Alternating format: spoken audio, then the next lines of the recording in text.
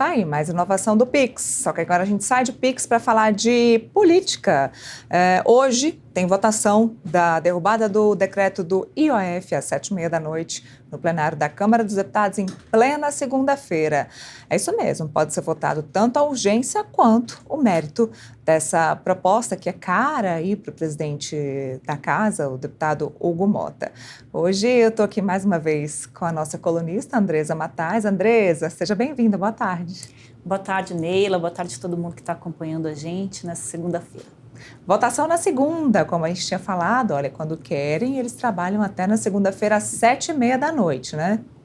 Pois é, faz plantão ali, quase hora extra, né, para os deputados que querem, na verdade, mandar um belo de um recado para o Palácio do Planalto para dizer que eles não aceitam serem entubados ali com medidas que não são negociadas com o Congresso. Então, o ministro Fernando Haddad, mais uma vez, né, encaminhou essas medidas que aumentam aí a alíquota do IOF para o Congresso, sem uma prévia negociação, pegou todo mundo ali de surpresa.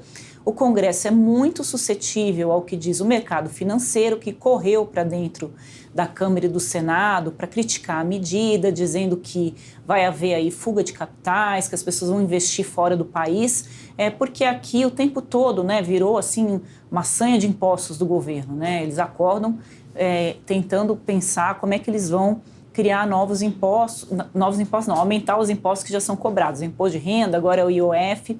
Se diz muito o seguinte, que o IOF não é um imposto arrecadatório, então você não pode querer aumentar os recursos, né, do país via o aumento do IOF. O que a oposição está pedindo é que o governo corte gastos e dessa forma ele consiga fazer um caixa para fazer frente às despesas públicas que vem explodindo aí nos últimos anos. Então, a oposição vai tentar de tudo, né, como você colocou, para votar essa urgência e tentar já nesta segunda-feira derrubar esse decreto do ministro Fernando Haddad, que aumentou a alíquota do IOF. Mas tem um outro caminho aí do meio que está se negociando no Congresso, que é o seguinte: vota a urgência hoje, para que esse assunto, né, seja discutido prioritariamente e depois arrasta essa discussão do mérito, porque aí eles vão poder fazer essa chantagem com o governo, já que o governo está dizendo o seguinte: se derrubar o nosso decreto do IOF, a gente vai cortar as emendas parlamentares. Então virou ali uma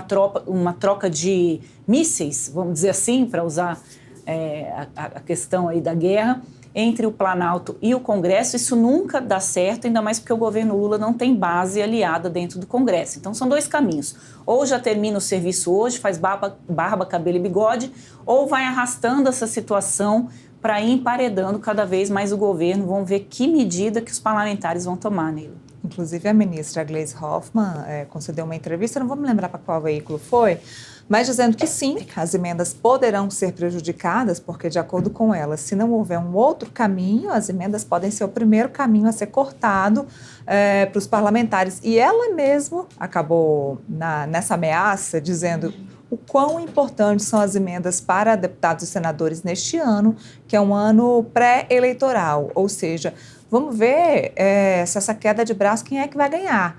A chantagem do governo, a chantagem do Congresso, como é que isso vai lidar? Lembrando que a gente acabou de sair de uma questão, de uma treta, digamos assim, entre o Supremo Tribunal Federal e Congresso sobre emendas parlamentares. E até pouco tempo o ministro Flávio Dino, né, Andresa, estava cobrando de novo explicações do Congresso Nacional sobre pagamento de emendas.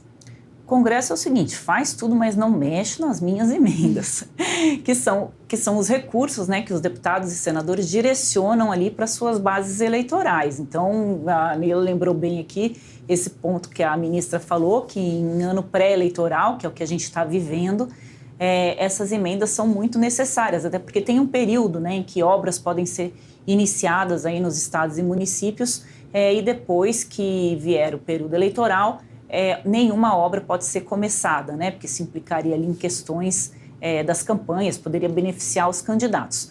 O problema todo é que o governo não está com essa bola toda.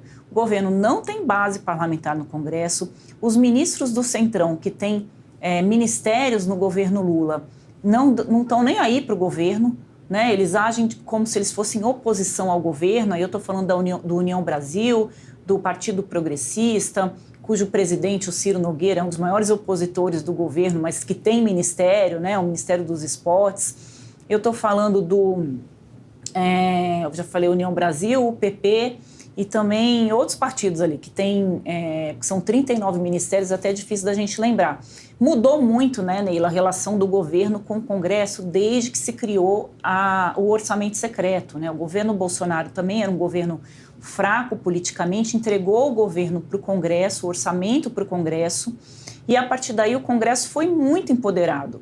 Antigamente, como é que funcionava? Se os deputados quisessem liberar suas emendas, eles precisavam ir, passar o chapéu ali no Executivo, votar as medidas que o governo se interessava e o governo liberava o dinheiro conforme os projetos iam sendo aprovados. A partir do governo Bolsonaro, essa lógica se inverteu, né? Também foi criada as emendas impositivas, que os deputados apresentam as emendas e o governo é obrigado a liberar, as emendas PIX, que vão diretamente para os municípios e estados, e o orçamento secreto, que virou um orçamento ali que ninguém sabe, que o Congresso manejava ali, dizendo quem é que tinha direito de entregar mais emendas do que os outros. A gente fica falando essa palavra emendas e eu não sei se todo mundo entende, acho que cabe explicar. Eu já falei um pouquinho que são os recursos que os parlamentares têm direito a encaminhar para os seus estados e municípios para fazer obras. Então, praça, unidade hospitalar, centro de saúde, escola, tudo isso é feito com esses recursos das emendas, asfaltamento de rua. Muitas vezes esse dinheiro vai para prefeituras aliadas dos deputados. Chega lá, a prefeitura faz uma licitação, contrata uma empresa, geralmente essa empresa cobra mais do que deveria e se dá todo esse esquema de corrupção que a gente vê acontecer com as emendas, que a gente não pode generalizar, mas grande parte ali, o interesse das emendas é para esse caminho aí, viu, Neila, dos desvios ali políticos. Eu vou aproveitar que